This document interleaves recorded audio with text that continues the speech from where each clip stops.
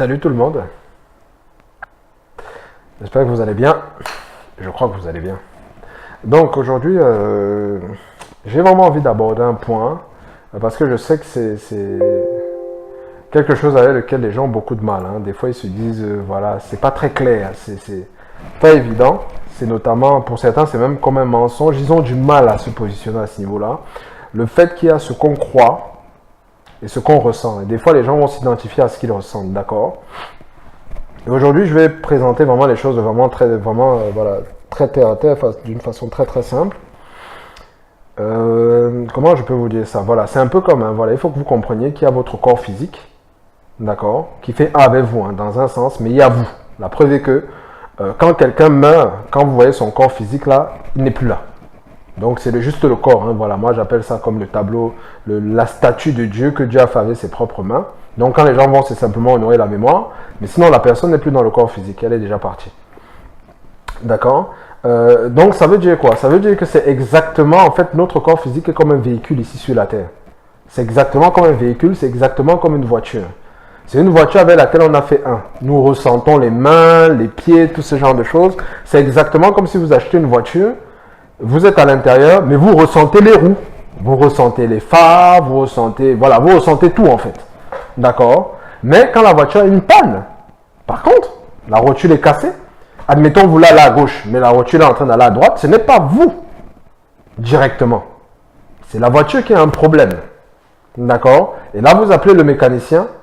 Le mécanicien vient. Ce n'est pas comme si vous êtes hors la loi. Ce n'est pas comme si vous avez choisi d'aller à gauche. La voiture a une panne, la voiture a un problème. D'accord? Donc au niveau de votre conscience, vous savez que c'est la voiture qui a un problème. Ce n'est pas comme si, quand vous conduisez une voiture et que la voiture a une panne, ce n'est pas vous qui avez la panne, quoi. Voilà, vous réussissez à faire la différence. D'accord? Et justement, c'est ce qui se passe au niveau des émotions. Parce que nous avons notre corps physique. Si je vous dis de bouger la main, bougez un peu la main par exemple. La main droite. Allez. Bougez, bougez. D'accord? Pourquoi vous la bougez? Parce que vous avez décidé de bouger votre main. Donc, c'est-à-dire que la vie de Dieu en nous, par la façon dont Dieu aussi nous a créés, il nous a donné l'aptitude de contrôler ce corps ici sur la terre. Donc, il nous a donné cette responsabilité. C'est pour ça que Paul, par exemple, va dire, vous n'allez pas prendre le corps de Dieu pour en faire une prostituée. Voilà, il nous a donné une responsabilité. Donc, c'est comme un véhicule.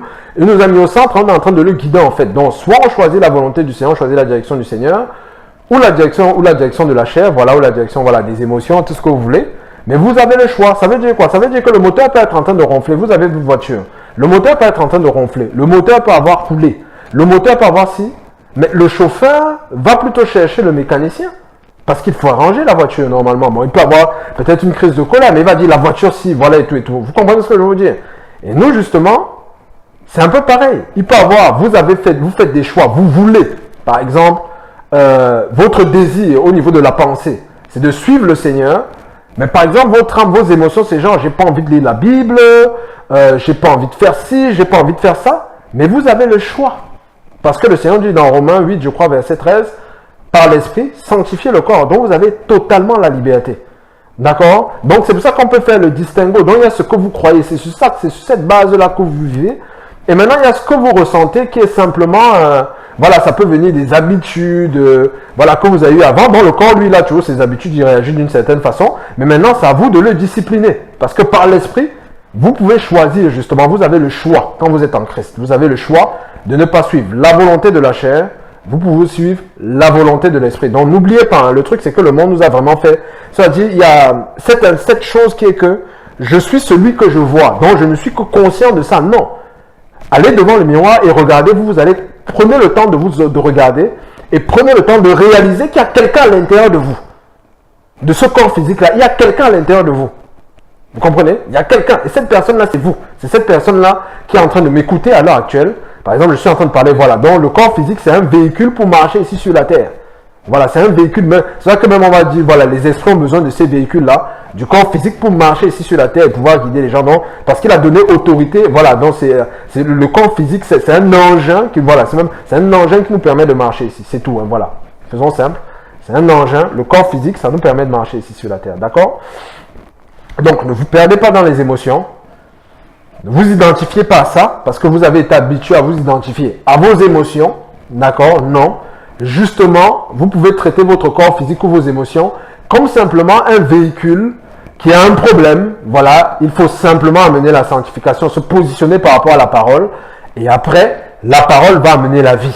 Mais vous n'avez pas fait cas, Paul dit clairement dans les Écritures, ne faites pas cas de la chair pour en satisfaire ses convoitises. Donc ça veut dire, quand il y a des convoitises, ça veut dire qu'il y a des raisonnements. Mais vous, et il nous dit de ne pas faire cas de ça, donc ne vous identifiez pas à ça. La Bible elle-même est claire, je nous présente quelque chose. Donc ça veut dire que c'est comme si la voiture va à la gauche, voilà. Mais vous savez qu'à gauche, c'est des convoitises qui ne sont pas bonnes. Il vous dit non, ne faites pas cas de la direction de gauche là. Voilà, prenez à droite, tournez le volant. Et on a cette capacité-là. Donc vraiment que le Seigneur, voilà, renouvelle l'intelligence de ses enfants. Et je vous dis à la prochaine. À plus. Ciao, ciao.